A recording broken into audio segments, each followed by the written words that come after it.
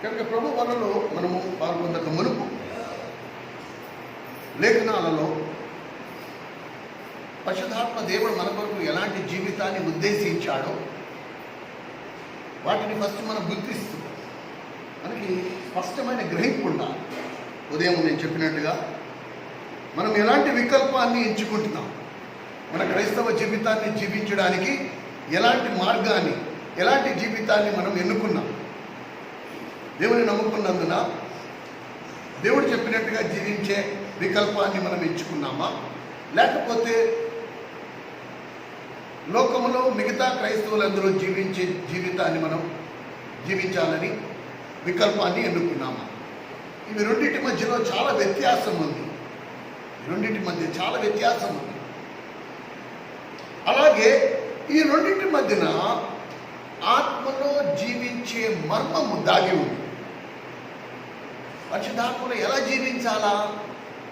శరీరంలో ఉన్న మనము ఆత్మానుసారమైన జీవితాన్ని జీవించాలి అంటే ఎలా సాధ్యము? దీన్ని మనం స్పష్టంగా అర్థం చేసుకోవాలి. ఫస్ట్ మొట్టమొదటి మాట. అయితే దేవుడు ఎవరికి ఇస్తాడు దీన్ని? ఉదాహరణకి ఒక మాట రాస్తుంది బైబిల్లో. రోమీయులకు రాసిన పత్రిక 6వ అధ్యాయము 14వ వచనంలో మీరు గమనిస్తే, పాపము మీ మీద ప్రభుత్వము చెయ్యదు అని రాసింది. పాపము మీ మీద ప్రభుత్వము చెయ్యదు అని రాసింది.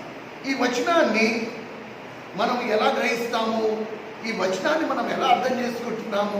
లేకపోతే నేటి క్రైస్తవ సమాజంలో ఒకవేళ మీరు గమనిస్తే ఈ వచనాన్ని ఎలా చదువుతారు తెలుసా? పాపం మీ మీద ప్రభుత్వము చెయ్యకూడదు అని గ్రహిస్తారు. అందుకే మాటలు లేవు. మీరు దేవుని నమ్ముకున్నారు కదా, మీరు ఇలా చేయకూడదు కదా.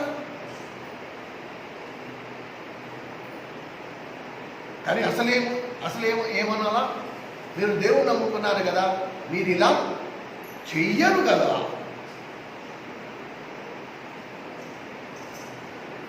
కనుక మనం గమనించి చూస్తే చెయ్యొచ్చు, చేయకూడదు అనేవి పాత నిబంధన.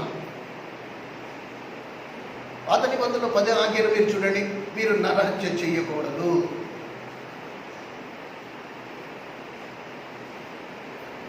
మీరు నరహత్య చేయకూడదు, మీరు వ్యభిచరించకూడదు, మీరు ఇలా చేయాలి, ఇలా చేయకూడదు. ఇది పాత నిబంధన. కొత్త నిబంధన పూర్తిగా భిన్నం. కనుక ఆ పాత నిబంధన అలవాటును బట్టి కొత్త నిబంధనలో మీరు పాపం చేయకూడదని రాయలే. పాపం మీద మీ మీద ప్రభుత్వము చెయ్యదు అని రాసింది. కనుక నిజంగా మారు మనసు పొందినవారు, దేవుల్లో స్థిరపడిన వారు, దేవుల్లో ఎదుగుతున్నవారు, వారిలో ఎటువంటి మార్పు కనపడాలి? పాపము వారి మీద ప్రభుత్వము చేయనట్టు మార్పు స్పష్టంగా కనపడాలి. కానీ అలా లేదే. పాపం మన మీద నేటికి ప్రభుత్వం చేస్తూనే ఉంది. ఎందు మూలంగా? అందుకనే అన్నాను, ఆ కొత్త నిబంధన జీవితం అనేది గొప్ప మర్మం. అని నేటికి పాపం మన మీద ప్రభుత్వం చేస్తుంది. నేటికి మనం శరీరీచ్ఛలను నెరవేర్చుకుంటున్నాం. నేటికి ఈ శరీరీచ్ఛలను మనల్ని శోధిస్తూనే ఉంది. వీటి మీద మనకి సంపూర్ణ విజయం రాలే. ఎందు మూలంగా? ఎందుకంటే ఉదయం నేను చెప్పాను, ఫస్ట్ దానికంటే దాని వెనుకనున్న నగ్న సత్యం ఏంటంటే, మనము దేవుని ఆత్మ కంటే శరీరాన్ని ఎక్కువ ఆధారపడి ఉన్నాం. దేవుని ఆత్మ పరసంబంధమైనది. దేవుని ఆత్మ దివ్య శక్తితో కూడినది. ఏదైతే మానవ శరీరానికి అసాధ్యమో అది దేవుని ఆత్మశక్తికి సాధ్యం. అయితే నేను దాన్ని ఆశ్రయించలేదు కాబట్టి, ఆ దేవుని శక్తిని ఆశ్రయించలేదు కాబట్టి ఈ శరీర సంబంధమైన జీవితం నుండి నేను విడుదల పొందలేకపోతున్నాను. ఇది మొట్టమొదటి మాట. అందుకని ప్రభువు అందరినీ పిలవలే. ఈ ఆహ్వానం అందరికీ కాదు. ఎవరికి పడితే వారికి దేవుడు ఇవ్వట్లే. అయితే ద్వారం అందరికీ తెరవబడి ఉంది. Anybody can come in. ఎవరైనా సరే రావచ్చు. ద్వారం అయితే తెరవబడి, కానీ దేవుడు మాత్రం అందరికీ అది ఇవ్వట్లే. ఒక ప్రత్యేకమైన గుంపుని, ఆ గుంపుని సంబోధించి మాత్రమే వాడిని పిలుస్తున్నాడు. నేను ఇస్తాను. అందులో మొదటి గుంపు ఏది? మత్తయి సువార్త 11వ అధ్యాయం 28వ వచనం. ప్రయాసపడి భారం మోసుకుంటున్న వారు నా ఎదురు రండి, నేను మీకు ఏంటా భారము? ఏంటా భారం? చాలా మంది దీన్ని సువార్త వాక్యంగా మార్చేశారు. ప్రయాసపడి పాపభారం, అక్కడ రాస్తుందా పాపభారం అని? ఏంటా భారము? అది విశ్వాసం ఉద్దేశించి రాస్తుంది. మారుమనసు పొందిన విశ్వాసం ఉద్దేశించి ఆ మాట రాయబడింది. ప్రయాసపడి భారం మోసుకొచ్చిన సమస్యలు నా ఎదురు రండి, నేను మీకు విశ్రాంతిని ఇస్తా. ఏంటా భారము? దేవుడు చెప్పినట్టుగా నేను జీవించాలి అనుకుంటున్నాను, కానీ నా వల్ల కావట్లేదు. ఈ రెండింటి మధ్యలో, ఈ శరీరానికి ఆత్మకి మధ్యలో జరుగుతున్న ఈ పోరాటంలో నేను నలిగిపోతున్నా. క్రైస్తవ జీవితం నాకు భారం అనిపిస్తోంది. దేవుని ఆజ్ఞలు నాకు భారం అనిపిస్తున్నాయి. నా వల్ల కావట్లేదు. దేవుడు చెప్పినట్టుగా చేయాలనుకుంటున్నాను, కానీ నా వల్ల అవ్వట్లేదు. మళ్ళా నేను పాపంలో పడిపోతున్నాను. ఈ క్రైస్తవ జీవితం భారమైపోయింది నాకు. దేవుని మందిరానికి వెళ్తున్నాను, కానీ నాలో ఎటువంటి మార్పు లేదు. వర్తమానాలు వింటున్నాను, కానీ నాలో ఎటువంటి మార్పు లేదు. నేను విసిగిపోయాను ఇలాంటి పరిమాణమైన క్రైస్తవ జీవితం. ఇదే పిలుపుతో మనం బయటకు వచ్చాం. ఇదే పిలుపుతో మనం బయటకు వచ్చాం. విసిగొచ్చేసింది. ఈ డిసెంబర్ 1, జనవరి 1 పెట్టుకోవడాలు, ఈ ఆన్లైన్ ప్రేయర్లు, అన్ని ఆచారం. వాళ్ళు పెట్టుకున్నారు, మనం కూడా పెట్టుకున్నాం. వాళ్ళు చేశారు, మనం కూడా చేస్తాం. అరే, దేవుడు ఏం చెప్పాడు, మనం ఏం చేస్తున్నాం? ఈ మాట అసలు ఎక్కడ లేదు. ఇక్కడ దేవుడు కనువిప్పు, పాపం మీ మీద ప్రభుత్వము చేయదు అని మొట్టమొదటిసారి కళ్ళ ముందర నుంచి తెర అడ్డు తీశాడు. పాపరహితమైన జీవితం సాధ్యము, భూమి మీద ఉండగా పాపం మన మీద ప్రభుత్వము చేయదు అనే వాగ్దానం మనం అనుభవించి జయించిన జీవితం జీవించగలము అని మొట్టమొదటిసారి పరిశుద్ధాత్ముడు మనకి కనువిప్పు కలుగజేశాడు. ఆ కనువిప్పుతో ఈ మత్తయి సువార్త 11:28 కొత్తగా అర్థమైంది. ఏంటి ప్రభువా, నన్ను పిలుస్తున్నావా? మరి నేను మారుమనసు పొందాను కదా, నా పాపాలు క్షమించేసావు కదా. కరెక్టే, మారుమనసు పొందావు, కరెక్టే, నీ పాపాలు క్షమించారు, కరెక్టే. కానీ నీ క్రైస్తవ జీవితం నీకు భారభరితంగా ఉంది. ఎప్పుడైతే రోమా 6:14 పాపం మీద ప్రభుత్వము చేయదన్నాడో అది వాగ్దానం, అది దేవుడు చేస్తా అన్నాడు. కానీ మన జీవితంలో చూస్తే మనం పాపం చేయకుండా మనం ప్రయాసపడుతున్నాం. నీకు అర్థమవుతుందని నేను చెప్తున్నమాట. ఎంతవరకు నువ్వు నేను ప్రయాసపడతామో అంతవరకు మనం పాపంలో పడుతూనే ఉంటాం. మరి ప్రయాసపడకపోతే పాపాలు చేసుకుంటూ వెళ్దామా? అది ఉద్దేశం కాదు. ఇక్కడ అది ఉద్దేశం కాదు. పరిశుద్ధాత్ముడి యొక్క కనువిప్పు ఏంటంటే, శరీరాన్ని ఆస్పాదం చేసుకోకు, శరీరాన్ని ఆధారం చేసుకోకు. మనం దేవుని నమ్ముకున్నాం కదా, టీవీ చూడకూడదు. మనం దేవుని నమ్ముకున్న సినిమా చూడకూడదు, కరెక్టే. మరి లోపల జరుగుతున్న సినిమా, ఈ లోపల జరుగుతున్న హృదయంలో జరుగుతున్న సినిమా, దీన్ని తీసేయగలుగుతున్నావా? లేకపోతున్నావే. కూడచ్చు కూడదు అనే దాని నుండి మనం బయటపడాలి ఫస్ట్. కొత్త నిబంధన క్రైస్తవుడికి ఎటువంటి రూల్స్ లేవు. చేయొచ్చు, చేయకూడదు, వెళ్ళొచ్చు, వెళ్ళకూడదు, కూర్చోవచ్చు, కూర్చోకూడదు అనలేదు.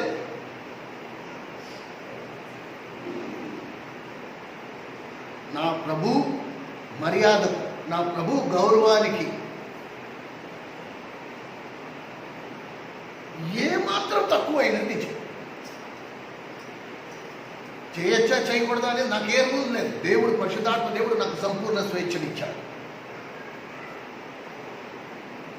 ప్రతి భర్త తన భార్యకు సంపూర్ణ స్వేచ్ఛ ఇచ్చాడు. ఎందుకు? అటమైన గడపలు తొక్కడానికి. స్వేచ్ఛ ఉన్నప్పటికీ తన భర్తకు నమ్మకంగా ఉండడానికి. అలాగే దేవుడు కూడా నీకు సంపూర్ణ స్వేచ్ఛనిచ్చాడు. ఎందుకు? పాపంలో పడిపోయి మళ్ళీ వచ్చి ప్రభు నేను పాపం చేశాను, నన్ను క్షమించి అడగడానికా? నో. నాకు స్వేచ్ఛ ఉన్న శోధన నేను ఎదుర్కొన్నప్పుడు నేను శోధన నుండి దూరంగా పారిపోవడానికి, శోధనలో పడిపోయే పరిస్థితుల్లో నేను పరిశుద్ధాత్మ దేవుని శక్తిని ఆశ్రయించడానికి, అనగా దేవుని కృపను గట్టిగా పట్టుకోవడానికి. ఇది శరీరానుసారమైన జీవితానికి, ఆత్మానుసారమైన జీవితానికి వ్యత్యాసం. అలాంటి పోరాటంలో ఎవరైతే ఉన్నారో, ఎవరైతే పవిత్రంగా జీవించాలనుకుంటున్నారో కానీ వాళ్ళ వల్ల అవ్వట్లేదు, వాళ్ళకి గ్రహింపు లోపము వలనో లేకపోతే దేవుని పరిశుద్ధాత్మ శక్తిని ఎలా ఆశ్రయించాలో తెలియకపోవటం వలనో సతమతం అవుతున్నారు, నలిగిపోతున్నారు. అటు లోకానికి, సమాజానికి, ఇటు దేవునికి మధ్య, శరీరానికి ఆత్మకు మధ్యన ఎవరైతే నలిగిపోతున్నారో వాళ్ళని ప్రభు పిలుస్తున్నారు. అందరినీ కాదు, వస్తున్నా నేను దేవుని నమ్ముకున్నాను, పాస్టర్ గారు నాకు రక్షణ ఇచ్చేశారు, అందరినీ కాదు.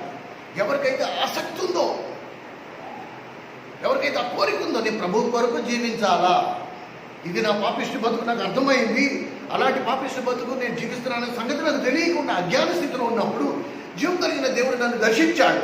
ఇది నీ స్థితి, ఇదిగొద్దా నేను కాపాడడానికి పైనుండి నేను దిగి వచ్చా. నా ఆధిపత్యాన్ని, నా ఔన్నత్యాన్ని, నా మహిమను అన్నిటినీ వదులుకున్న రిక్తుడిగా, మానవుడిగా, నీలాగా, నీ స్వరూపం, నీ కొరకు నేను ఈ పాపము నా మీద వేసుకుంటా, నీకు విడుదల దయచేస్తాను, దాన్ని చేపట్టుకో.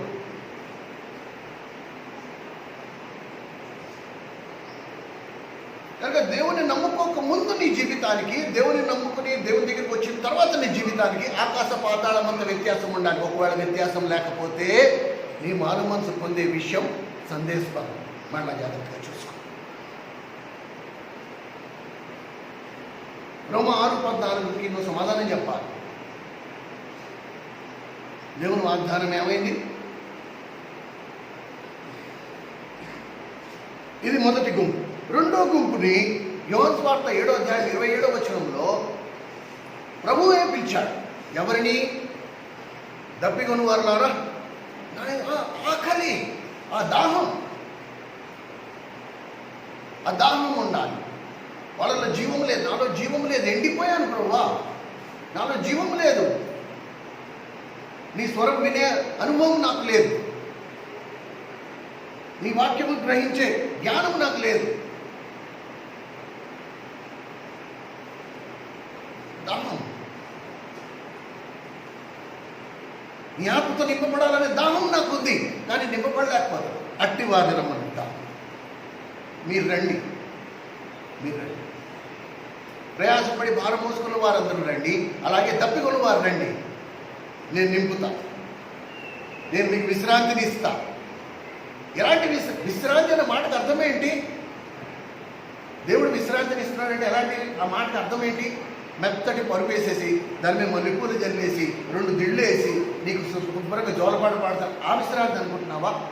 ఎలాంటి విశ్రాంతి? ఏ విశ్రాంతిలో నా ప్రయాస ఏమీ ఉండదు. ఏ దేవుణ్ణి నేను నమ్ముకున్నాను, ఏ దేవుణ్ణి నేను ఆధారపడ్డాను, ఏ దేవుణ్ణి నేను ఆధారం చేసుకున్నాను, ఏ దేవుని శక్తితో నింపబడుతున్నాను, అవి నాకు అన్నీ చేసి పెడతాయి. నేను లోబడతానంతే. దేవుడు నాకు ఇచ్చిన ఆజ్ఞలన్నిటినీ నేను లోబడతానంతే. ఏమండి, ఎక్కడో చైనా దేశంలో వచ్చిన కరోనాకి మాస్కులు పెట్టుకోమంటే పెట్టుకోలేదా నువ్వు? ఎక్కడో కరోనా వచ్చిన చైనా దేశానికి ఈ మందులు వేసుకోమంటే వేసుకోలేదా? ఎక్కడ చైనాలో వచ్చిన కరోనాకి వెళ్ళి టీకా వేయించుకోమంటే వేయించుకోలేదా? ఒక్క రోగానికి ఉన్నంత భయము జీవం కలిగిన దేవుడు నిత్యనాశనాన్ని నుండి నేను నిన్ను కాపాడాలనుకుంటున్నాను, శాశ్వతంగా నాతో పాటు నువ్వు ఉండాలని నేను కోరుకుంటున్నాను, నీకు మెరుగైన పరసంబంధమైన జీవితము భూమి మీద ఉండగా నీకు నేను ఇవ్వాలనుకుంటున్నాను అని చెప్పి కొన్ని ఆజ్ఞలు ఇచ్చాను. మన వల్ల కావట్లేదే. ఆజ్ఞలు మనకి ఎంత భారమైపోయాయి. ఏవి నీకు అసాధ్యమో అవి దేవుడు నీకు ఇవ్వడు. అవునా కాదా? ఏవి నీకు నాకు అసాధ్యమో, వాడున్నాడు, హార్దిక్ గారు ఉన్నాడు. ఇప్పుడు వాడు నాన్న వెళ్ళి కస్తూరి కొట్టుకెళ్ళి గుండెకు బియ్యం బస్తా తీసుకురా అని పంపించాడు. ఎందుకు? వాడు చిన్నాడు. కానీ వాడు వయసు పెరుగుతున్న కొలది మెల్లిమెల్లిగా వాడు 10th క్లాస్కి వచ్చేసిన తర్వాత వాడు నాన్న బండి తోలడం నేర్చుకోవడం తర్వాత మన జాషువా అంత అయిపోతే ఇప్పుడేమంటాడు, రే కసులు కొట్టుకొని తెస్తావా, తెగలవా అంటే తెస్తా. సో మనం కూడా అలాగ ఒక్కొక్క మెట్టు మనం బలపరచడానికి దేవుడు మనల్ని పరీక్షలు పెడుతూ ఉంటాడు. ఒక్కొక్కటి మనం దాటుకుంటూ రావాలి, దాటుకుంటూ పైకి రావాలి. కనుక మనము ఈ విషయాన్ని స్పష్టంగా అర్థం చేసుకోవాలి. మనకి ఆ దాహం ఉందా? ఫస్ట్ మేము నమ్ముకున్నామని ఎలా చెప్పుకుంటున్నామో, నాకు పాపరహితమైన జీవితాన్ని జీవించాలనే దాహం, ఆకలి నాకు ఉంది.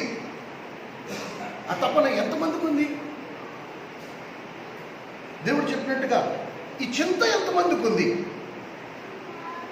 రోమ 6:14 ప్రకారంగా పాపం నా మీద ప్రభుత్వం చేయనట్టు రాస్తుంది, కానీ ఇప్పటికీ నా మీద పాపం ప్రభుత్వం చేస్తుంది అని విలవిలలాడిపోవడం కానీ, తపనలాడడం కానీ అసలు లేదే. ఆ ధ్యాస లేదే, ఆ కంగారు లేదే. నిజంగా కరోనా మనకి సాగుతుందో తెలియకుండానే ఎంత జాగ్రత్త పడిపోయాం. కానీ పాపం మీ మీద ప్రభుత్వం చేయదని దేవుడు ఒక చెక్ ఇచ్చాడు, రాసి సంతకం పెట్టిచ్చాడు. నిజంగా పాపం నా మీద ప్రభుత్వం చేస్తుందా చేయట్లేదా అనే ఆలోచనే లేదు. పాపం ఒకవేళ నా మీద ప్రభుత్వం చేస్తోంది ఈనాటికి అంటే, ఇదేంటి ప్రభువా నువ్వు నాకు చెక్ ఇచ్చావు, కానీ పాపం ఈ రోజుకి నా మీద ప్రభుత్వం చేస్తోంది, నేను పాపంలో పడిపోతున్నా, మరి దీని సంగతి ఏంటి అని ఎంతమంది మనం ప్రభు దగ్గరికి వెళ్ళి అడిగాం? అడగకపోవడానికి కారణం ఏంటి? నిర్లక్ష్యం. ఏదో నడుస్తుంది, దాన్ని నమ్ముకున్నాం, వెళ్తున్నాం, వస్తున్నాం, వింటున్నాం. ఒక్కొక్క రోజు వర్తమానం చాలా బాగుంటుంది, ఒక్కొక్క రోజు ఎప్పుడు ముగిస్తాడా, ఎప్పుడు వెళ్ళిపోదామా అని అంత ఆచారంగా ఒక అలవాటు ప్రకారంగా ఆదివారం అందరూ మందిరానికి వెళ్తారు, మనం కూడా వెళ్ళాలి. వెళ్ళకపోతే ఏం బాగుంటుంది? వాళ్ళు ఏమనుకుంటారు, వీళ్ళు ఏమనుకుంటారు. సాయంత్రం పాస్టర్ గారి ఇంటికి వచ్చి అడుగుతాడు,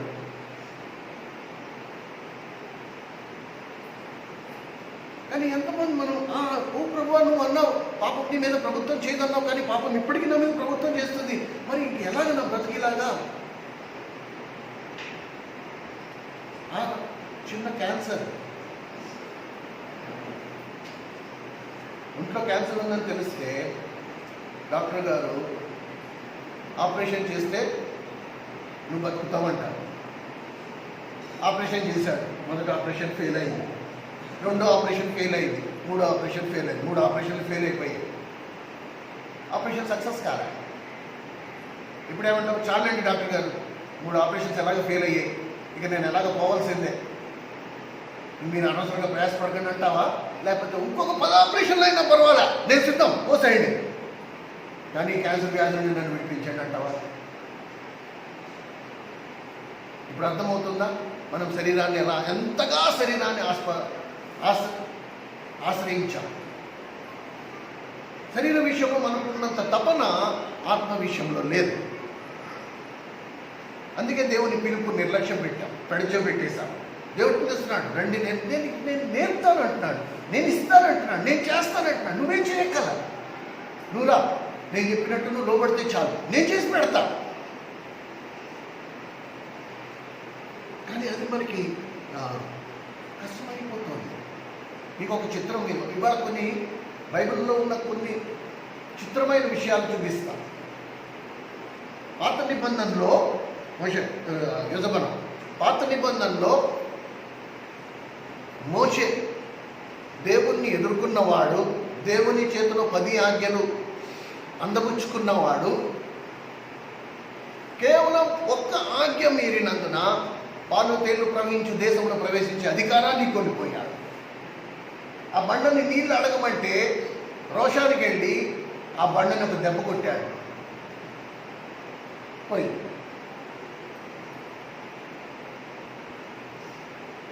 సరేనా? ఇది మోషే వ్యక్తిత్వం ఒక పక్క పెట్టుకుందాం, ఇంకో పక్క పౌలు వ్యక్తిత్వాన్ని పెట్టుకుందాం. పౌలు అనే వ్యక్తి 30 సంవత్సరాల వయసు వచ్చే వరకు కనిపించిన ప్రతి క్రైస్తవుని హతమార్చిన వాడే, యూదుల్ని చిత్రహింస పెట్టిన వాడే, దేవాలయానికి వెళ్తున్న యూదుల్ని అపోస్తుల్ని చెరసాల్లో వేయించిన వాడు, వాడిని నానా చిత్రహింసలు పెట్టినవాడు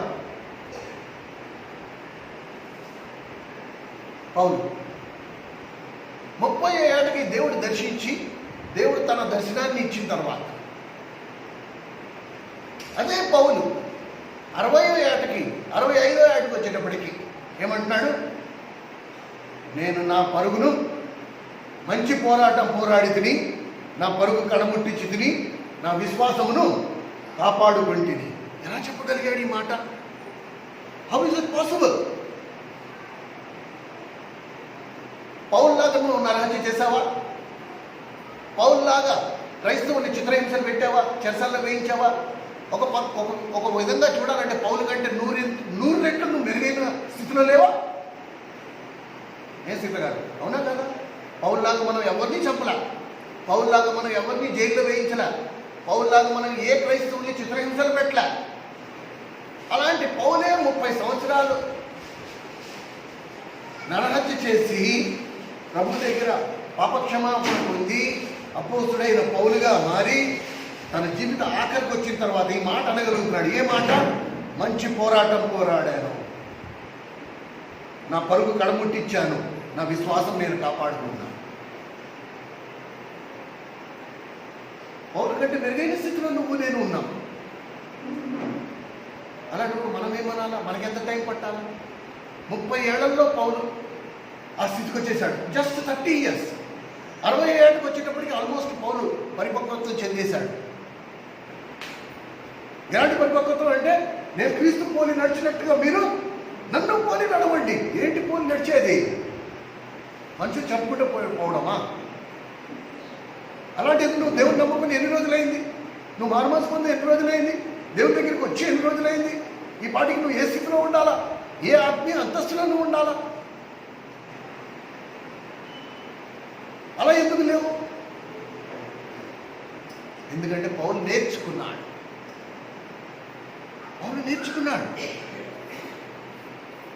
శరీరాన్ని కాదు నేను ఆశ్రయించాల్సింది, పరిశుద్ధాత్మ దేవుణ్ణి ఆశ్రయించి జీవించడం పౌలు నేర్చుకున్నాడు.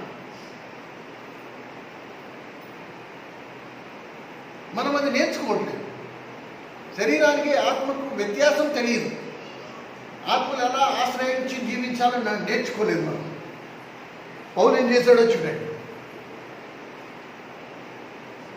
పౌలు కంటే గొప్ప బైబిల్ గ్రంథంలో కొత్త నిబంధనలో దేవుడు ఇచ్చిన గొప్ప ఆధిక్యత, అత్యంత ఆదరణకరమైన మాట, ఎంతో ఓదార్చే మాట, ఎంతో బలపరిచే మాట. అపోస్తలుల కార్యములు 17వ అధ్యాయం 30వ వచనం. అపోస్తలుల కార్యములు 17వ అధ్యాయం 30వ వచనం.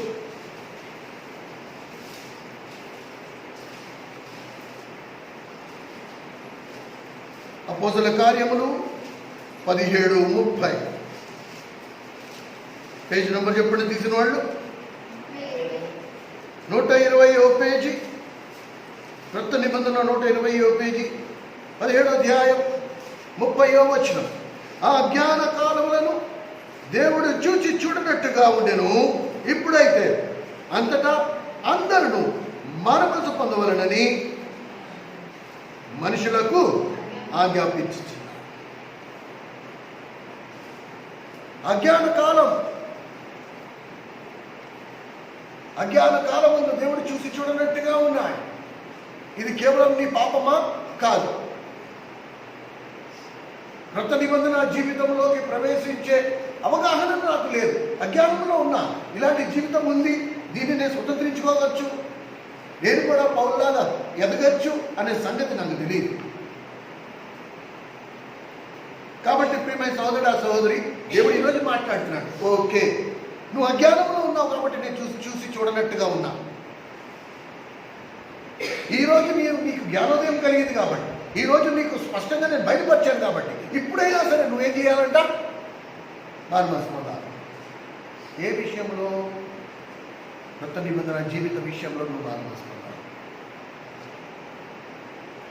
మారుమనస్సు అనే మాటకు అర్థం ఏంటి? పూర్తి వెనుతిరగడం. దేని నుండి దేనికి? పాప జీవితం నుండి పరిశుద్ధాత్మ దేవుని శక్తి వైపుకు.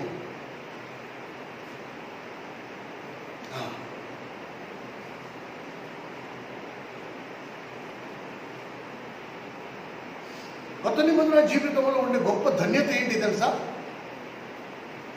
నీ అవగాహన మేరకు, మళ్ళా చెప్తాను, జాగ్రత్తగా వినండి, అందరూ జాగ్రత్తగా వినండి. నీ అవగాహన మేరకు ఏ ఏ విషయంలో నీకు అవగాహన లేదో ఆ విషయాలన్నింటిలో దేవుడు చూసి చూడనట్టుగా ఉన్నాడు. ఇన్ని రోజులు ఇలాంటి జీవితం సాధ్యము అని నీకు అవగాహన లేదు కదా, దేవుడు నిన్ను క్షమించేశాడు. నీకు తెలియదు కాబట్టి చూసి చూడనట్టుగా దేవుడు దాన్ని విడిచిపెట్టాడు. ఈరోజు నువ్వు తెలుసుకున్నావు కదా, ఈ రోజు నుంచి దేవుడు లెక్క వేస్తాడు. కానీ ఈ వచనాన్ని నువ్వు పూర్తిగా అర్థం చేసుకోవాలి. ఇది వ్యక్తిగత అవగాహన, సార్వత్రిక అవగాహన కాదు. సంఘంగా మనం ఇంతమంది ఉన్నాం. ఈ సంఘంలో ఎల్కేజీ చదువుతున్న వాడున్నాడు, పిహెచ్డి చదువుతున్న అక్కలున్నారు. ఆత్మీయ స్థితిల్లో వయసు 50-60 సంవత్సరాలు ఉండొచ్చు, కానీ ఎల్కేజీ చదివే అనుభవం. అలాగే ఇంకా తక్కువ వయసు గల వాళ్ళు ఉండాలి, కానీ ఆత్మీయ విషయాలలో పిహెచ్డి చదివే స్థాయికి వచ్చేసారు వాళ్ళు. ఎన్నో సంగతులు, లోతైన గూఢమైన సంగతులు ఈరోజు పూర్తిగా గ్రహించడమే కాకుండా 10 మందికి అనర్గళంగా చెప్పే స్థితిలో ఉన్నారు. ఇప్పుడు వాళ్ళకున్న అవగాహన వీళ్ళకి వర్తించాలంటే కుదరదు. నో, నీ స్థాయిలో నీకున్న అవగాహనను బట్టి దేవుడు చూసి చూడనట్టుగా ఉన్నాడు. ఆ విషయంలో నువ్వు మారుమనసుకున్నావు. నీకేది పాపం అని ఇంతకు ముందర మనందరం ఏ స్థితిలో ఉన్నాం? ఇంతకు ముందర దేవుని ఆజ్ఞ అతిక్రమించడమే పాపం. విధి లేఖనంలో రాస్తుంది, దేవుడు ఏది ఆజ్ఞ జారీ చేశాడో ఆ ఆజ్ఞను అతిక్రమిస్తే మనం పాపం చేసినట్టు. కానీ ఈరోజు మనం ఏ స్థితిలో ఉన్నాము? దేవుని స్వరూపానికి, దేవుని మహిమకు ఏమాత్రం కొదువుగా ఉన్నా అది పాపం.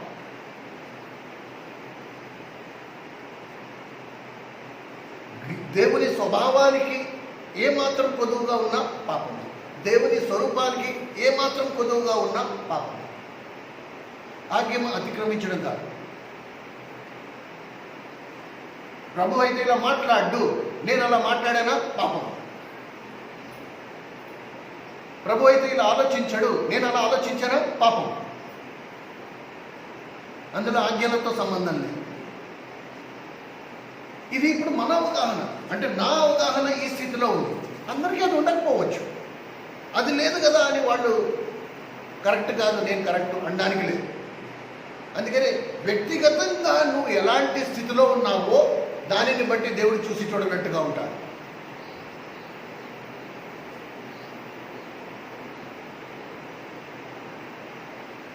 కనుక ఇది మనము స్పష్టంగా అర్థం చేసుకోవాలి. కానీ అపోస్తల కార్యములు 17:30 చాలామంది స్వార్థంగా వాడుకునే ప్రమాదం ఉంది.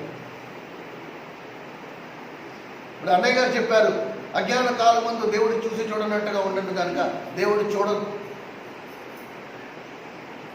నాకు చాలా విషయాలు నేను తెలుసుకోకుండా ఉండడమే నాకు మంచిది, ఎందుకంటే దేవుడు క్షమిస్తాడు.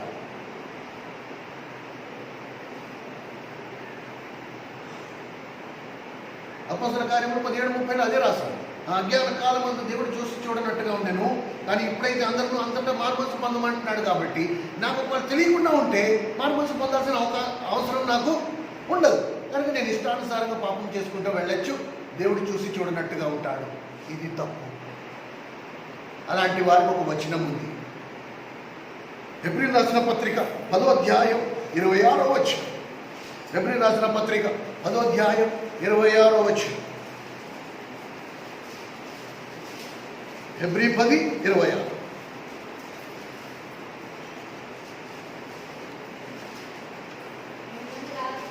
206వ పేజీ 26వ వచనం.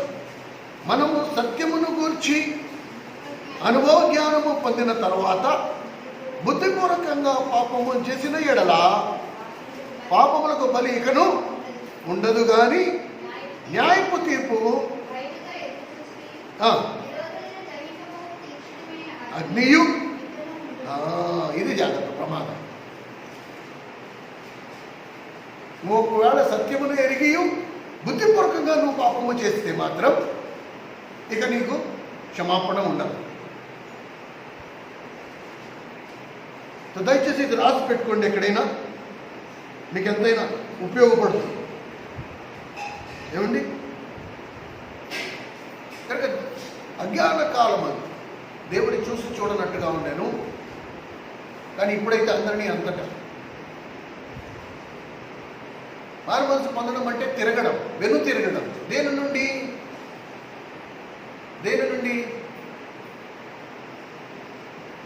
వెను తిరగడం? ఎక్కడైతే నువ్వు పాపానికి ఓడిపోయావో దాని నుండి నువ్వు దేనికి వెను తిరగాలి? ఇప్పుడు దేవుని కృప.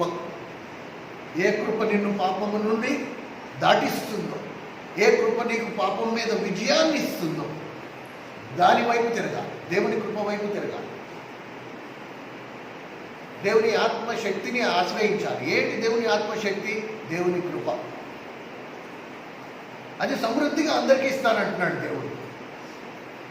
తన్ను ఆశ్రయించే వారందరికీ ఇస్తానంటున్నాడు. అసలు నాకు బయటపడాలనే, లేకపోతే పొరపాటున కాలు బురదలో పడిపోయిందండి, దాన్ని తీసి కడుక్కుంటావా? రెండో కాలు కూడా అందులో వేసేసి అందులోనే ఉంటావా? అలాగే పాపంలో తెలుసో తెలియకో పాపంలో పడ్డా, ఇప్పుడు అందులోంచి నేను బయటపడాలా లేకపోతే ఇంక అందులోనే కొనసాగాలా? ఎలాగ ఇందులోకి వచ్చేసాను కాబట్టి ఇక బయటపడడం అనవసరం అనుకుని అందులోనే కొనసాగుతాము. ఇది వ్యక్తిగత గ్రహింపు. నేను ఎవరి కోసం జీవిస్తున్నానో, ఎవరిని ఆశ్రయించి జీవించాలో, ఇది వ్యక్తిగత గ్రహింపు. అందుకే ప్రభు హెచ్చరించాడు, సత్యమును గురించిన అనుభవ జ్ఞానం పొందిన తర్వాత కూడా నువ్వు బుద్ధిపూర్వకంగా పాపము చేస్తే ఇక నీకు బలి ఉండదు, ఇక నీకు క్షమాపణ ఉండదు. అందుకొరకు దేవుని గట్టిగా పట్టుకోవాలి. అందుకని దేవుని ఆశ్రయించాలి, దేవుని కృప కోరుకోవాలి. నా వల్ల కాదు, ఎస్, మన వల్ల అయితే కాదండి. ఇది మాత్రం నేను ముందర క్లియర్గా చెప్తాను. మన వల్ల కాదు, నీ వల్ల కాదు కాబట్టే దేవుడు తన కృపను అందిస్తున్నాడు. నా శక్తిని నేను నీకు అందిస్తున్నాను. నీ వల్ల కాదు, నాకు తెలుసు. అందుకనే పైనుండి వచ్చే శక్తిని నీకు అనుగ్రహిస్తున్నాను. నువ్వు దాన్ని ఆశ్రయించాలి కదా. నువ్వు దాన్ని ఆశ్రయించకుండా నీ మీద నువ్వు బాధపడిపోయి దేవుడిచ్చే జీవితాన్ని అంగీకరించకుండా, ఎల్లప్పుడూ ఆనందించే జీవితాన్ని నువ్వు అంగీకరించకుండా,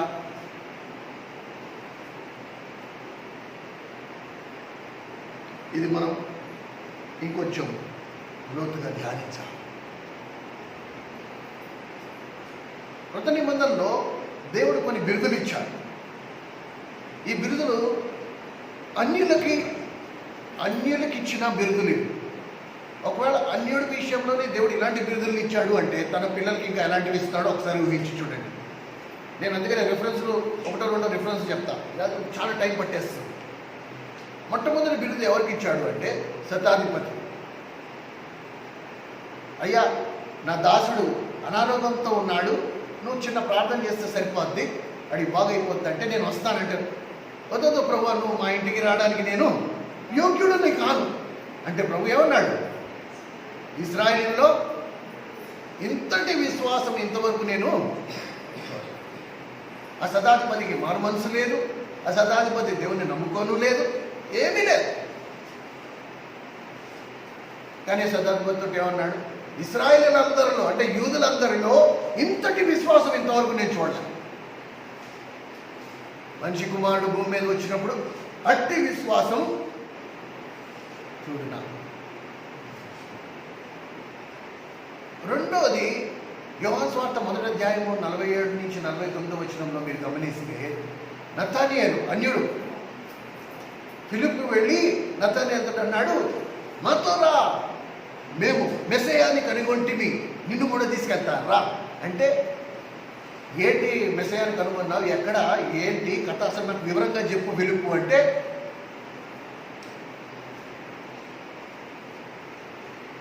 ఎక్కడ కనుక్కున్నారు నేను మెస్సయాను అంటే ఏమన్నాడు? ఊరి పేరు ఏం చెప్పాడు? ఎక్కడ కనుక్కున్నారు మెస్సయాను అంటే ఏం చెప్పాడు? నజరేతులో మేము మెస్సయాన్ని కనుక్కున్నామంటే నతానేలు ఏమంటాడు? నజరేతు నుండి మంచిది ఏదైనా. అసలు నజరేతు ఊరు ఎలాంటిదంటే ఆ ఊళ్ళోంచి మంచి అసలు ఏదైనా వచ్చే అవకాశమే లేదు. అంత తీవ్రమైన మాటలు పలికిన వాడు ఫిలిప్పుతో కలిసి 4 అడుగులు నడిచి నజరేతుకు వస్తుండగానే ఇంకా దగ్గరికి రాలా. యోహాను సువార్త 1వ అధ్యాయం 47వ వచనాన్ని మీరు గమనించగలరు. ఇంకా దగ్గరికి రాలా, దూరంగా ఉన్నాడు. ఆ దూరంగా ఉన్నప్పుడే ప్రభు నతానేలుని చూసి ఏమంటున్నాడు చూడండి. ఏమన్నాడు? యేసు చూచి నిజంగా ఇశ్రాయేలీయుడే. కపటం అనే మాటకు అర్థమేంటి తెలుసా? వేషధారణ. కపటం అనే మాటకు అర్థమేంటి తెలుసా? వేషధారణ. ఇతనిలో ఏమాత్రము వేషధారణ నేను చూడలే. ఇది ఒక అన్యుడి గురించి ప్రభు పలికిన మాట. వాడు దేవుని నమ్ముకోలేదు, వాడికి మారు మనసు పొందలేదు. ఫిలిప్పు మాట విని దగ్గరికి వచ్చాడు అంతే. ఫిలిప్పు వాడితో చెప్తే ఎవరు ఈ మెస్సయ్య అని ఒకసారి మనం కూడా వెళ్ళి చూద్దామని వచ్చాడు. వాడు ఆమెడు దూరంలో ఉన్నాడు, ఆ గేట్ దగ్గర ఉండగా ప్రభు ఇక్కడ కూర్చున్న మాట అంటున్నాడు, ఇదిగో ఇతడు నతానియేలు, ఇతనిలో ఏ కపటము ఏ వేషధారణ లేదు. అందుకనే వెంటనే ప్రభు వాటిలో చేసిన కార్యం ఏంటి తెలుసా? మనకి మారుమనసు వచ్చింది. ఎలా మారుమనసు వచ్చింది? 49వ వచనం. యోహాను సువార్త 1వ అధ్యాయం 49వ వచనం. బోధకుడా, నతానేలు కళ్ళు ఎలా తెరవబడ్డాయి? నజరేతు నుంచి అసలు మంచి ఏదైనా వచ్చినా అన్నవాడు బోధకుడు దేవుని కుమారుడు అనే మాట ఎలా వచ్చింది? కళ్ళు తెరవబడ్డాయి, వీరికి మారుమనసు వచ్చేసింది, వీడు రక్షింపబడ్డాడు. గమనించారా? దీన్ని బట్టి మనం ఏం నేర్చుకుంటున్నాం? ఎప్పుడైతే మనం ప్రభు దగ్గరికి వస్తున్నామో మనలో వేషధారణ లేకపోతే, మనలో కపటం లేదనుకో, దేవుడు మనల్ని రక్షిస్తాడు. కానీ సమస్య అలా లేదు కదా. మనం దేవుని దగ్గరికి వచ్చినప్పుడు ఎక్కడ లేని వేషధారణతో వస్తాం. నేను ఎంతో ఆత్మీయుడండి, నేను ఎవరి జోలికి వెళ్ళనండి, నేను ఒక్క బూతు మాట కూడా మాట్లాడనండి, నేను ఏది దేవుని వ్యతిరేకమైన మాట చేయనండి, మా ఇంట్లో పొద్దున్న లేవగానే అసలు బైబిల్ చదవకుండా మేము అడుగు నెలను మోపమండి.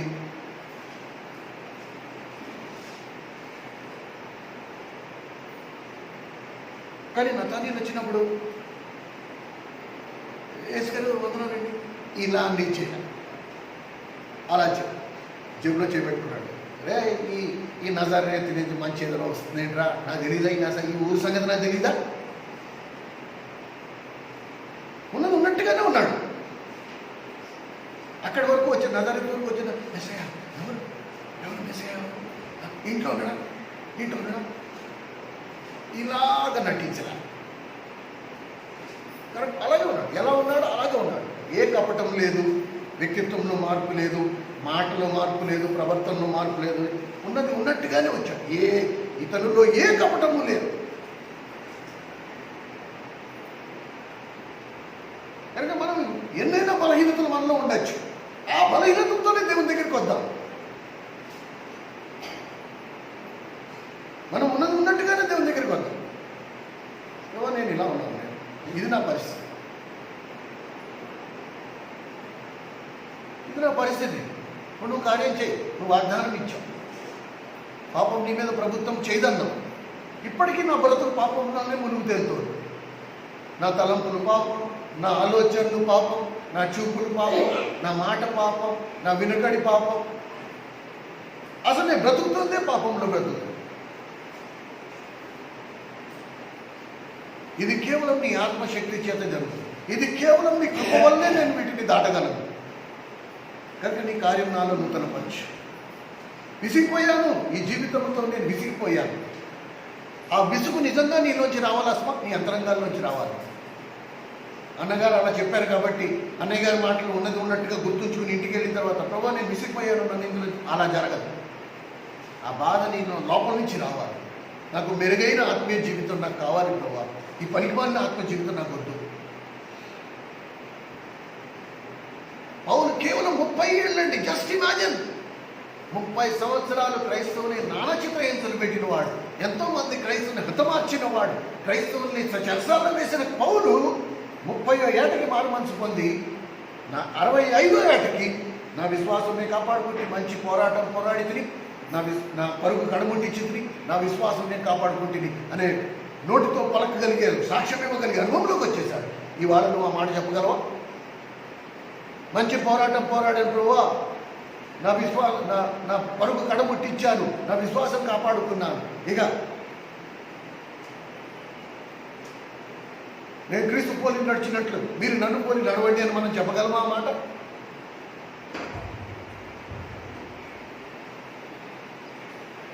కనుక ఇది మనము గుర్తుంచుకుందాం.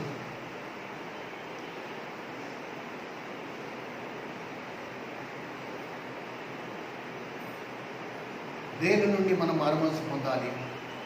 దేవుడు అజ్ఞాన కాలం మందు చూసి చూడనట్టుగా ఉండే ఇప్పుడైతే అందరూ అంతటా మారు మనసు. దేని నుండి మారు మనసు? మారు మనసు అంటే తిరగడం. దేని నుండి దేనికి తిరగాలి? నా ఓడిపోయిన పాప జీవితము నుండి దేవుని కృపాశక్తి వైపుకు తిరగాలి. కొన్ని అద్భుతాలు. I was so surprised. నేనంత ఆశ్చర్యపోయాను ఈ మాటలు చదువుతున్నప్పుడు. దేవుడు ఎంత త్రికాల జ్ఞానం కలిగిన వాడు, దేవుడు ఎంత లోతుగా ఆలోచించేవాడు. జకర్యా గ్రంథంలో ఒక మాట రాసింది. జకర్యా గ్రంథం 12వ అధ్యాయం. జకర్యా గ్రంథం 12వ అధ్యాయం.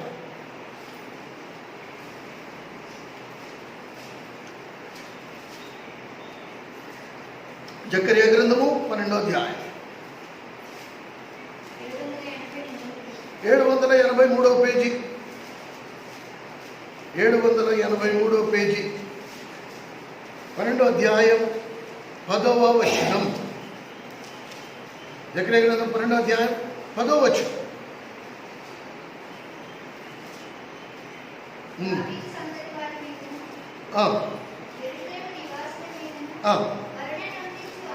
అది జాగ్రత్తగా వినండి. కరుణ అంటే కృపనొందించు ఆత్మ.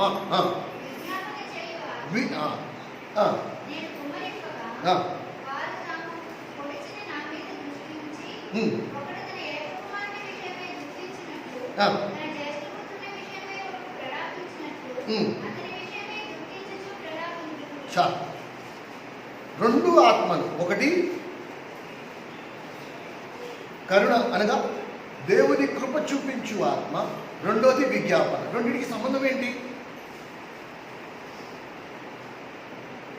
ఇప్పుడు అద్భుతమైన సత్యం చెప్తాను, వినండి జాగ్రత్తగా.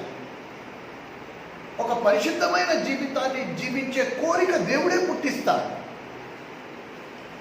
నీ హృదయంలో పరిశుద్ధమైన పనికిమాలిన క్రైస్తవ జీవితాన్ని జీవించాను ప్రభువా, ఇప్పుడు నేను పరిశుద్ధంగా జీవించాలనుకుంటానన్న ఒక కోరిక దేవుడు నీ మనసులో నాటేస్తాడు. ఫస్ట్ ఆఫ్ ఆల్ నాటిన తర్వాత ఇప్పుడు నీ కోరిక పరిశుద్ధంగా జీవించాలని నువ్వు అనుకుంటున్నావు, కానీ నువ్వు పరిశుద్ధంగా జీవించలేకపోతున్నావు, పాపంలో పడిపోతున్నావు. కనుక ఇప్పుడు ఏం చేయాలా? దేవుడు విజ్ఞాపన చేయు ఆత్మ నీ మీద కుమ్మరిస్తాడు. కుమ్మరించినప్పుడు నువ్వేం చేస్తావు? లబోదిబో అనుకుంటా దేవుడు, అయ్యా నన్ను క్షమించు, అయ్యా నేను క్షమించు, పరిశుద్ధమైన జీవితాన్ని జీవించాలనుకుంటున్నాను కానీ పాపంలో పడిపోతున్నాను, నువ్వు నాకు సహాయం చేయి, కృప చూపించు, ఆత్మను నా మీద కుమ్మరిస్తానన్నా కుమ్మరించు. ఆ కృప చేత నేను ఈ జీవితాన్ని జయిస్తా, పాపమును జయించే జీవితాన్ని నేను జీవిస్తా. దేవుని యొక్క ప్రణాళిక మీరు గమనించండి. దేవుడు ఆదాము అవ్వల్ని సృష్టించాడు. ఎలా సృష్టించాడు? దేవుడు ఆదామును అవ్వను సృష్టించినప్పుడు ఎలా సృష్టించాడు? వాళ్ళకి ఆకలి పుట్టించాడు. దేవుడు నిన్ను సృష్టిస్తే ఎలా సృష్టించాడు? దేవుడు మానవుని సృష్టించినప్పుడు ఎలా సృష్టించాడండి? మానవుని ఆకలితో సృష్టించాడు. అందుకని బిడ్డ పుట్టగానే ఫస్ట్ ఆకలి తినాలి. అందుకనే ఆదాములో ఆకలి పెట్టాడు. ఆదాము ఆకలి నింపుకోవడానికి ఈదెన్ వనంలో ఆకలి తీర్చుకోవడానికి అన్ని ఏర్పాట్లు చేసేసాడు. ఎందుకు ఈ మాట చెప్తున్నాను? బాగా జాగ్రత్తగా అర్థం చేసుకోండి. దేవుడు ఆదాము అవ్వల్ని ఆకలితో పుట్టించాడు. నిన్ను నన్ను ఆకలితో పుట్టించాడు. ఇప్పుడు ఆకలి తీర్చుకోవడానికి ఆహారాన్ని సదుపాయం చేసేసాడు ఆల్రెడీ. దేవుడు ఆ సదుపాయం చేశాడు కాబట్టి ఈరోజు నువ్వు నేను 5 వేలు మన నోట్లోకి వెళ్తున్నాయి. అలాగే పరిశుద్ధమైన జీవితం, పాపమును జయించే జీవితం, ఆకలి నీలో ఉంది, నాలో ఉంది. మనందరికీ దేవుని మందిరానికి ఎంతమంది వచ్చారో మనందరం పరిశుద్ధమైన జీవితాన్ని జీవించే తపన, కోరిక 100% ఉంది. అది లేకపోతే ఇక్కడికి రారు మీరు. అవునా కదా? అవునా కదా? దేవుని ఆజ్ఞలన్నీ గైకొనాలి, దేవుని కోరినట్టుగా నేను పాపరహితమైన జీవితాన్ని జీవించాలనే ఆశ, కోరిక మనందరికీ ఉంది. లేకపోతే మనం ఇక్కడికి రాము అసలు. ఇది అందరికంటే పెద్ద రుజువు. కాబట్టి ఇప్పుడు నీలో కోరిక ఉంది, నీలో తపన ఉంది, నీలో ఆశ ఉంది, కానీ నీలో ఏ విశ్వాసం లేదు. అలా జీవించగలను, దేవుడు తన కృప వలన నాకు అలాంటి జీవితాన్ని ఇస్తాడు అనే విశ్వాసం లేకపోవడం వలన ఓటమి చెందిన జీవితాన్ని, రాజీ పడిపోయిన జీవితాన్ని, పనికి మాలిన క్రైస్తవ జీవితాన్ని, చవకబార క్రైస్తవ జీవితాన్ని జీవించి మిగతా క్రైస్తవుల్ని చూసుకుంటా చలమణి అయిపోతుంది. నాకు వాళ్ళు కాదు కొలత, లోకంలో ఉన్న మందిరాలకు వెళ్తున్న క్రైస్తవులు వాళ్ళు కాదు నాకు కొలత. నాకు కొలత ఈ వాక్యం ఏం చెప్తోంది? పాపం మీ మీద ప్రభుత్వం చేయదు, కానీ నా పాపం నా మీద ప్రభుత్వం చేస్తుంది. ఇక్కడ తేడా పడుతోంది. డాక్టర్ దగ్గరికి వెళ్ళావు, వైద్యం నీ రోగం చూశాడు, నీకు డయాగ్నోస్ చేశాడు, నీ రోగం తెలుసుకున్నాడు, నీకు మందులు ఇచ్చాడు, నువ్వు ఆ మందులు వేసుకున్నావు, నీ రోగం తగ్గలేదు, మళ్ళీ డాక్టర్ దగ్గరికి వెళ్ళట్లేదా నువ్వు? డాక్టర్ గారు మీరు రాసిన మందులు పనిచేయలేదండి, మళ్ళీ రోగం ఎక్కడుందో అక్కడే అలాగే ఉంది. అయితే రోమా 6:14 విషయంలో నువ్వు ఎందుకు రాలా? ఎందుకు మనం దేవుని దగ్గరికి రాలి? ఓ ప్రభు 6:14 పాపం నా మీద ప్రభుత్వం చేయదని నువ్వు చెప్పావు, కానీ ఈ రోజుకి నేను ప్రభుత్వం చేస్తున్న పరిస్థితి ఏంటి అని ఎంతమంది దేవుని దగ్గరికి వచ్చాం మనం? మన నిర్లక్ష్యతే ఈరోజు మన జీవితానికి కారణం. దేవుడు చేయనని చెప్పలా, వాగ్దానం ఇచ్చిన దేవుడు నమ్మదగిన వాడు. నీకు అద్భుతమైన, మెరుగైన, విజయవంతమైన క్రైస్తవ జీవితాన్ని ఇవ్వడానికే భూమి మీదకి దిగి వచ్చిన దేవుడు ఆయన. మనం ఒక్కసారి వెళ్ళాము, చూపించుకున్నాము, మందులు ఇచ్చారు, మార్మోన్స్ పొందేసాం, రక్షింపబడ్డాం, బాప్తిసం తీసేసుకున్నాం, వచ్చేసి అంతే, ఫినిష్. అక్కడితో అయిపోయింది.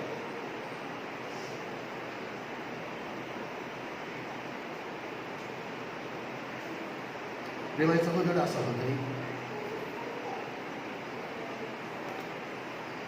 కొత్త నిబంధనలో దేవుడు మనకి ఇచ్చిన ఆజ్ఞలన్నీ మంచివి. అపోస్తుడైన పౌలు ఏ బాటలో ప్రయాణించాడో ఒకసారి చూద్దాం. కొని చిన్నగా 2 వచనాలను మనకు అర్థమైపోతుంది.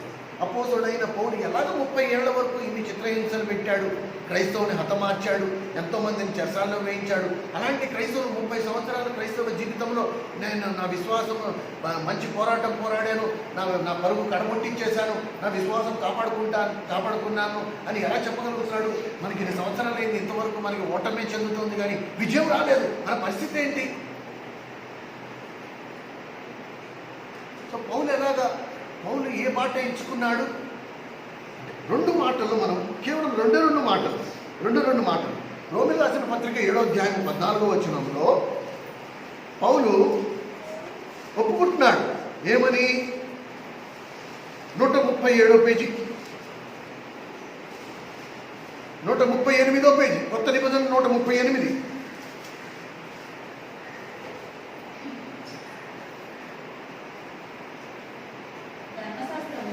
16వ వచనం, 7:16.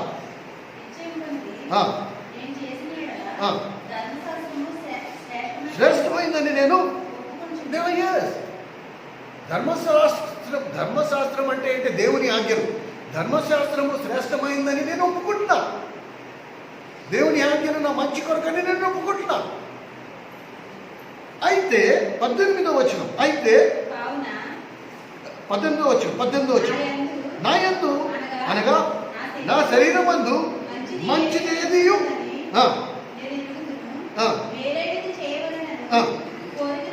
చాలు. అపోస్తుడైన పౌలు శరీరంలో మంచి ఏది నా శరీరమందు లేదు అంటే ఏం లేదు? ఏ మంచి లేదు? చెడు తలంపుల, చెడు చూపుల. నా శరీరమందు మంచి ఏది లేదు అంటే ఆ మాటకు అర్థం ఏంటి? నా శరీరమందు మంచి ఏమీ లేదు అనే మాటకు అర్థం ఏంటి? ఏమండి? నా శరీరము నుంచి నా యందు అనగా నా శరీరమందు మంచిదేది నివసింపదు అని నేను ఎరుగుదు. కానీ ఏంటి ఆ మంచి? నివసింపని మంచి ఏంటి? అందుకనే వాక్యాన్ని సందర్భానుసారంగా చూడాలి. ఏ సందర్భంలో ఈ మాట అంటున్నాడు?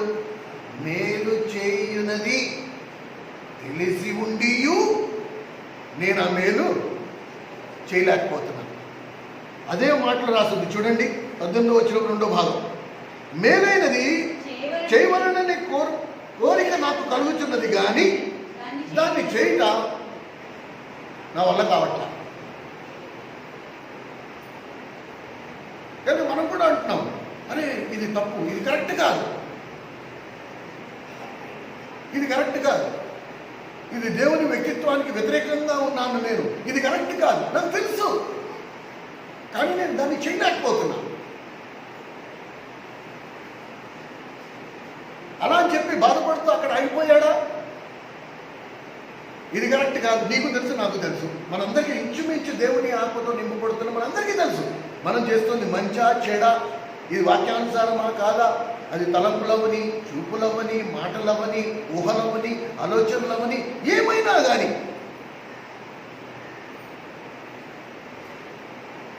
ఇది దేవునికి మహిమకరమా కాదా మనందరికీ తెలుసు. అలా చేస్తే దేవునికి మహిమ కాదనే సంగతి కూడా తెలుసు, అయినా మనం చేసేస్తూ ఉంటాం. అందుకనే పౌలు అంటున్నాడు, నా శరీరం అందు మంచి ఏమీ నివసించు. అలా అని చెప్పి జీవితాన్ని అలాగే గడిపేసుకున్నాడా? గడుపుకోలేదు. 24వ వచనంలో చూడండి ఏమంటున్నాడు.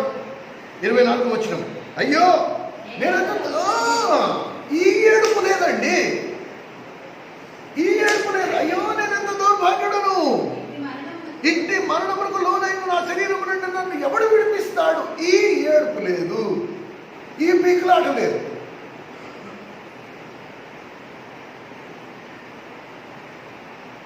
ఆ పంది బురదలో పడిపోతే బురదలో ఎలాగ దొర్లాడుతుందో మనం కూడా అంతే. రక్షింపబడ్డాం కరెక్టే, పాపంలో పడిపోయాము. అందులో ఆ పడిపోయిన స్థితిలో ఆ బాధ కానీ ఆ విలువెల్లాడిపోవడం కానీ అది లేదు. అందులో పొరలాడు ఎలాగ పడ్డాం కాబట్టి అందులో కంటిన్యూ అయిపోవడం. కానీ పౌలు అలా లేడు. పౌలు విలువెల్లాడి నేను రక్షింపబడిన దేవుని బిడ్డను,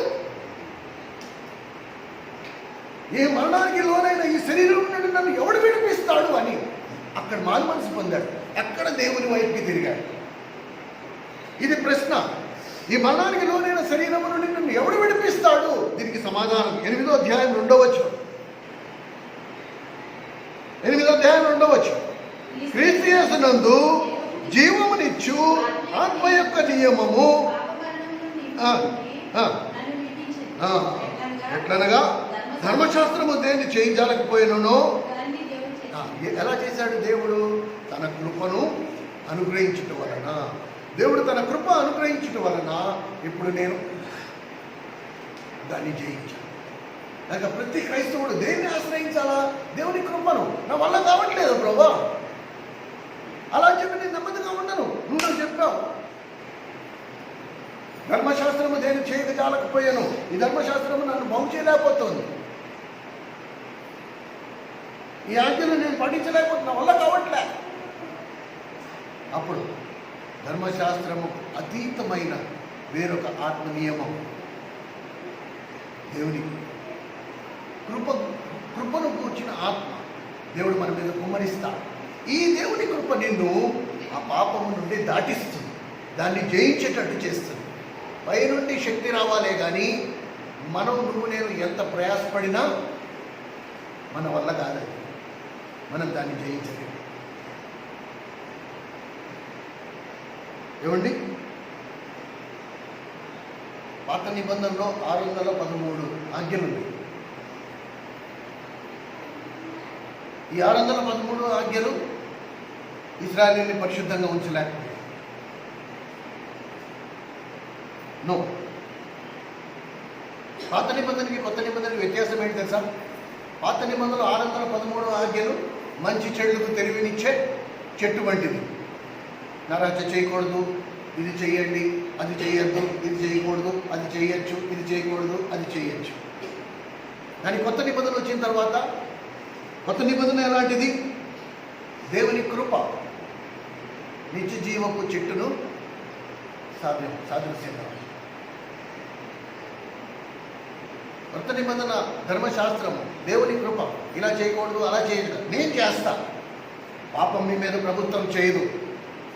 ఎందు మూలంగా నా కృపనే నీకు కుమ్మరిస్తాను కాబట్టి, నా దివ్యమైన శక్తి చేత మిమ్మల్ని ఆ పాపము నుండి దాటిస్తాను కాబట్టి. అందరినీ కాదు, అసలు మళ్ళా చెప్తున్నా, అందరినీ కాదు. ఎవరైతే భారం, అయ్యో ప్రభా నేను పాపంలో పడిపోయాను, ఈ మరణానికి లోనైన ఈ శరీరం నుండి నన్ను ఎవడు విడిపిస్తాడని ప్రలాపం, ఆ బాధ, ఆ ఏడుపు ఎవరిలో ఉందో, కోరిక ఎవరిలో ఉందో, ఆకలి ఎవరిలో ఉందో, దాహం ఎవరిలో ఉందో వారికి మాత్రమే దేవుడు తన కృపనిస్తాడు, అందరికీ కాదు. కానీ అందరూ అర్హులు, అందరూ అర్హులు. కానీ అలా అని చెప్పి అందరూ ఏడవరు కదా, అందరూ బాధపడట్లే కదా. రోజులు గడుస్తున్నాయి, అన్నీ గడుస్తున్నాయి. కష్టం వస్తే దేవుడు, ఆపద ముక్కులు, సంపద ముడుపులు. ఆపద వస్తే ముక్కేసుకోవడం, సంపద వస్తే ముడుపులు చుట్టేయడం, గడప కట్టేయడం.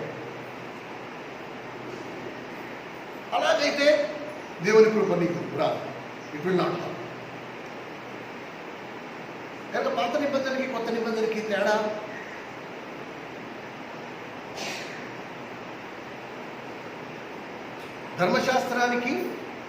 ధర్మశాస్త్రానికి నిత్య జీవానికి తేడా. దాన్ని ఒక మాటతో మనము అర్థం చేసుకుని ప్రార్థన చేసుకోవచ్చు. ధర్మశాస్త్రానికి నిత్య జీవానికి వ్యత్యాసం ఎలా తెలుసుకుంటాం మనము? గతంలో కూడా చాలాసార్లు చెప్పాం. ఆరోగ్యంగా ఉన్నవాడికి, కుష్ఠవ్యాధి గల వాడికి వ్యత్యాసం ఏంటి? ఇప్పుడు కుష్ఠవ్యాధి గల వాడికి ఏముండదు? స్పర్శ ఉండదు. పాపము ఎలాంటిది తెలుసా? కుష్ఠవ్యాధి వంటిది. చిన్నగా ఒక చోట వస్తుంది, ఎక్కడ నీకు కుష్ఠవ్యాధి సోకిందో అక్కడ నీకు స్పర్శ ఉండదు. సరేనా? అలా అని చెప్పి ఒక చోట వచ్చిందని అక్కడ ఉండిపోతుందా? ఉండదు. అది మొత్తం దేహం అంతా ఆ వ్యాధి సోకేస్తుంది. కుష్ఠవ్యాధి సోకిన వెంటనే ఈ ముక్కు, చెవులు, కాళ్ళు, చిగుళ్ళు ఇవి వెంటనే అయిపోతుంది అనుకుంటున్నావా? అవ్వదు. మనిషికి కుష్ఠవ్యాధి ఉంది అని బాహ్య ప్రపంచానికి తెలియడానికి ఎంత టైం పడుతుంది తెలుసా? 15 నుండి 20 సంవత్సరాలు పడుతుంది. ఒక వ్యక్తికి కుష్ఠవ్యాధి ఉందని బాహ్యంగా సమాజానికి ఎప్పుడు తెలుస్తుంది తెలుసా? 15 నుండి 20 సంవత్సరాలు. ఎందుకు అంత టైం ఎందుకు పడుతుంది? ఆ కుష్ఠవ్యాధి బయటపడడానికి. సరే, ఇప్పుడు పాపం కుష్ఠవ్యాధి లాంటిది ఎందుకు అన్నాము అంటే, ఫస్ట్ పాపము సోకినప్పుడు నీకు స్పర్శ పోతుంది, అంటే నీ మనస్సాక్షి చచ్చిపోతుంది. దాని వెంటనే కనుక నువ్వు సరి చేసుకోకపోతే అది దేహం అంతా పాకేస్తుంది. ఇప్పుడు కుష్ఠవ్యాధి గల వారికి కొన్ని రూల్స్ ఉన్నాయి. వాళ్ళకి లెపర్సీ హాస్పిటల్కి వెళ్తే వాళ్ళకి ఆ కాగితం ముక్క అందిస్తారు. వాళ్ళు ఆ పడక ముందర ఆ కాగితం ముక్కను అంటించుకుంటారు. దాని మీద రూల్స్ ఉన్నాయి. ఏమండి? నువ్వు పడుకునే ముందర నీ అరికాలు పరీక్షించి చూసుకో, మేకులైనా గాజు బెంకులైనా ఏమన్నా ఉంటే పటకాలు పెట్టి వాటిని లాగేసుకో. అంటే నొప్పి పెట్టదంటే అసలు స్పర్శ ఉంటే కదా నొప్పి పెట్టడానికి. అందుకనే నొప్పి అనేది మనిషికి ఒక గొప్ప వరం. నొప్పి అనేది మనిషికి గొప్ప వరం. అసలు ఆ నొప్పే లేకపోతే నీ పరిస్థితి ఏంటి ఒకసారి ఊహించి చూడు. నీ అరికాలలో మేకే గుచ్చుకుంటుందో, గాజుపేక గుచ్చుకుంటుందో, అసలు నొప్పి లేదు. అది గుచ్చుకుపోయింది. ఎప్పుడు గుచ్చుకుపోయిందో తెలియదు. దాని పొడుగుతా రక్తం వస్తుందో ఏంటో ఏమైపోతుందో తెలియదు. దాంట్లో మట్టి వెళ్ళిపోతుందో ఏమైపోతుందో తెలియదు. పరిస్థితి ఎంత భయంకరం. అందుకనే నొప్పి అనేది గొప్ప వరము. దేవుడు ఆ నొప్పి పెట్టాడు. దేవుడు నీకు ఒక బాధ పెట్టాడు. ఆ బాధ లేకపోతే మన పరిస్థితి. కుష్ఠవ్యాధి గలవాడు రాత్రి పడుకునేటప్పటికి అరికాలకి 5 వేళ్ళు ఉంటాయి, తెల్లారేటప్పటికి 3 వేళ్ళే ఉన్నాయి. మిగతా 2 వేళ్ళు ఎక్కడికి వెళ్ళాయి? వాడు పడుకున్నప్పుడు ఎనకొచ్చి తినేసింది. వాడికి తెలియదు కూడా తెలియలా.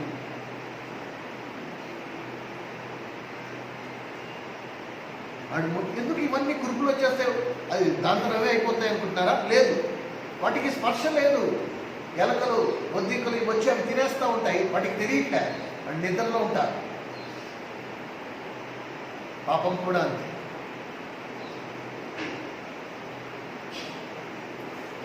అందుకని వాడికి నియమాలు ఉన్నాయి, వాడికి కొన్ని రూల్స్ ఉన్నాయి. ఇలా చేయొద్దు, ఇలా చేయాలి, ఇలా చేయొద్దు, ఇలా చేయాలి.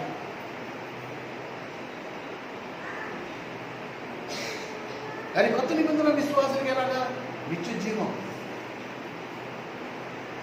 జీవమునిచ్చు చెట్టు.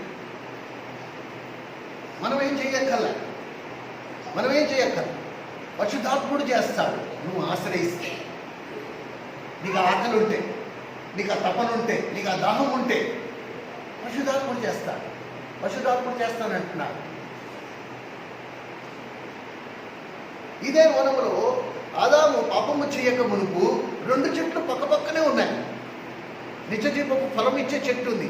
ఆదాము ఇలా చేయి పెట్టుకుని ఆ ఫలము తినచ్చు. కానీ ఆదాము కోరుకుని మంచి చెట్టు, జ్ఞానం ఇచ్చే చెట్టును ఎంచుకున్నాడు. కాబట్టి పాపంలో పడిపోయాడు. ఎప్పుడైతే ఆదాము పాపంలో పడ్డాడో వెంటనే దేవుడు ఏం చేశాడు? నిత్యజీవపు ఫలం ఇచ్చే చెట్టు చుట్టూ అగ్ని జ్వాలలతో మండే ఖడ్గాలను వేలాడదీశాడు. కనుక ఇప్పుడు ఆ నిత్యజీవపు ఫలం ఇచ్చే చెట్టు నాకు కావాలి అనుకుంటే నువ్వు దేని గుండా వెళ్ళాలి? ఈ ఖడ్గము నిన్ను నరికి పోగులు పెడుతుంది.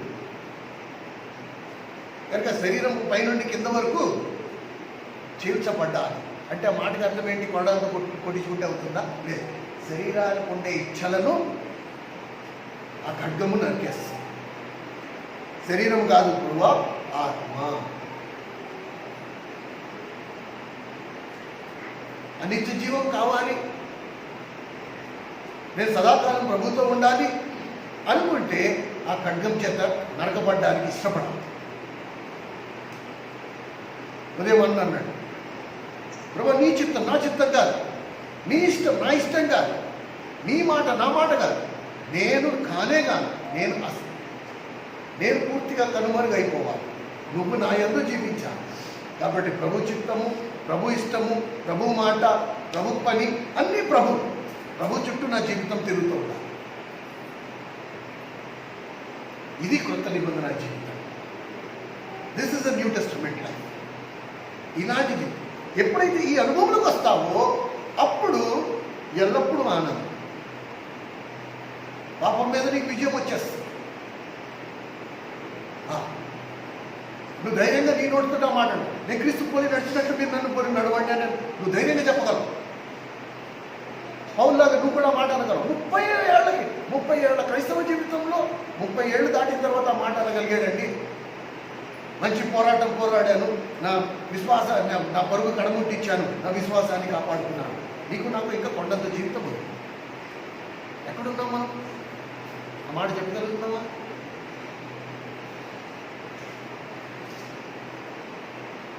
దేవుని ఆత్మలో జీవించే మర్మము ఎంతో గొప్పదండి.